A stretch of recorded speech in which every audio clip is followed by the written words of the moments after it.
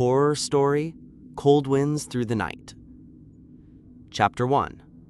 The House on the Hill. The wind howled across the rolling fields of northern Vermont, carrying with it a cold so sharp it seemed to cut straight through bone. The town of Coleridge lay swaddled in winter darkness, its roads dusted in snow, and its windows glowing dimly against the long, lonely night. Up on Bishop Hill, where the trees stood black and crooked against the sky, there sat a house. The locals called it the Garland House, though no one by that name had lived there for nearly 70 years. Now it stood as a shadow, windows blind and black, wood warped and gray, chimneys choked with age-old soot. Few dared approach the place, even in daylight. The mailman delivered letters to the foot of the hill, never further. Children invented dares, but rarely followed through, except for the foolhardy or the cruel. Stories abounded in Coleridge, stories of winds and faces in the glass, of footsteps on the stairs, and voices whispering in the dark. This was the setting where Amy Tran, a 24-year-old Vietnamese-American grad student from Boston, would spend her winter break. She had never heard of Coleridge, Vermont, until her friend Maggie insisted they join a research project there, an oral history on American ghost stories. Amy loved a good scare in movies, but didn't believe in actual hauntings. If anything, she thought it would make for a good story to tell her skeptical mother. Their small car groaned as it climbed the winding, icy road. Beside Amy, Maggie gripped the steering wheel, her knuckles white. "You sure you want to do this? You're the one who said you'd sell your soul for a good thesis topic." Amy teased, forcing a laugh. "Yeah, well, I didn't think it would involve actual souls." Maggie gave her a crooked grin, but her eyes kept darting to the rearview mirror, as if half expecting to see something following. The house came into view, rising sudden and stark above the trees.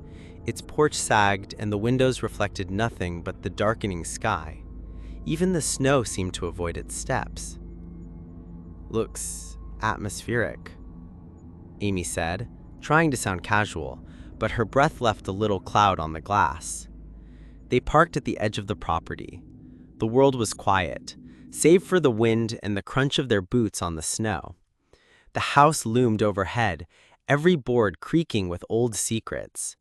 Inside, the air was sharp with cold and the scent of dust and rotting wood. Shadows crowded the corners. Every step echoed as if the walls were listening. They hauled their bags into what must have once been a living room. The floorboards sagged under Amy's weight.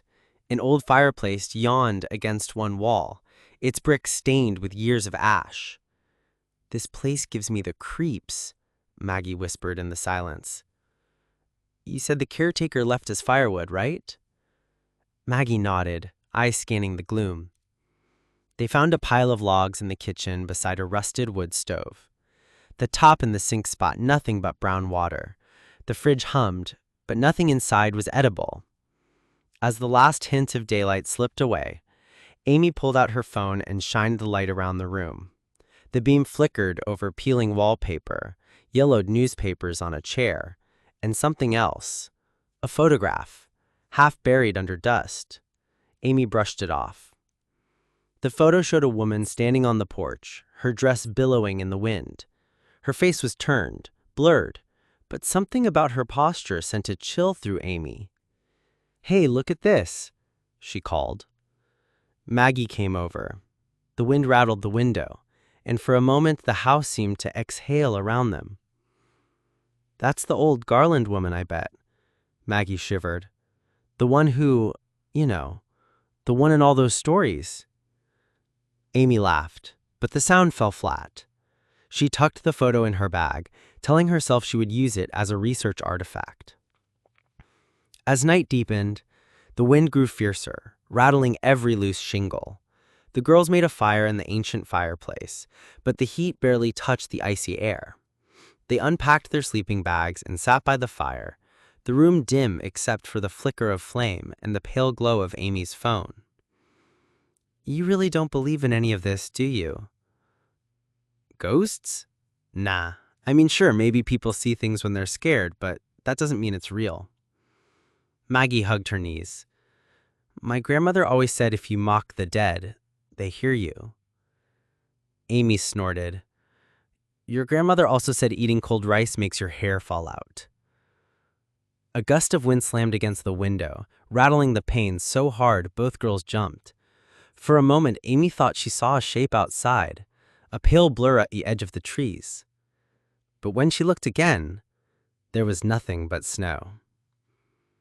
The house groaned and settled, wood flexing in the cold.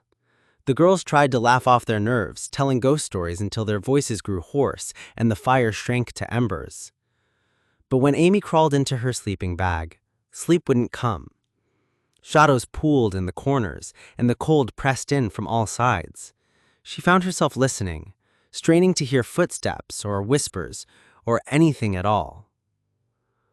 Sometime after midnight, the silence broke. Amy jerked awake, heart pounding, convinced someone was in the room with them. She held her breath, staring into the dark.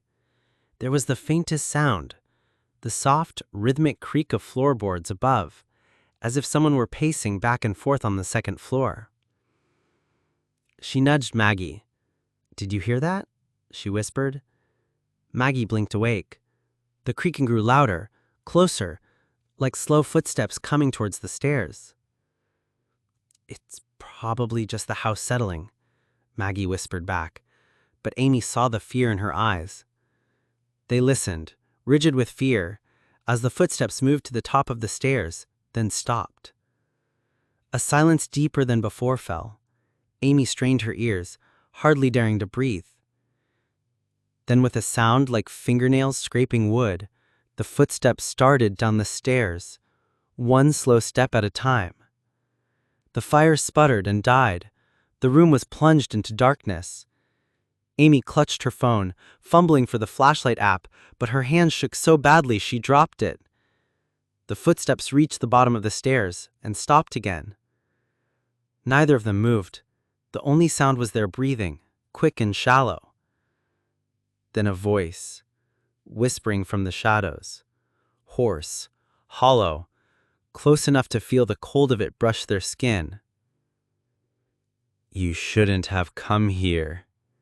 Amy screamed, but no sound escaped her lips. The darkness thickened. Somewhere, the old house seemed to laugh.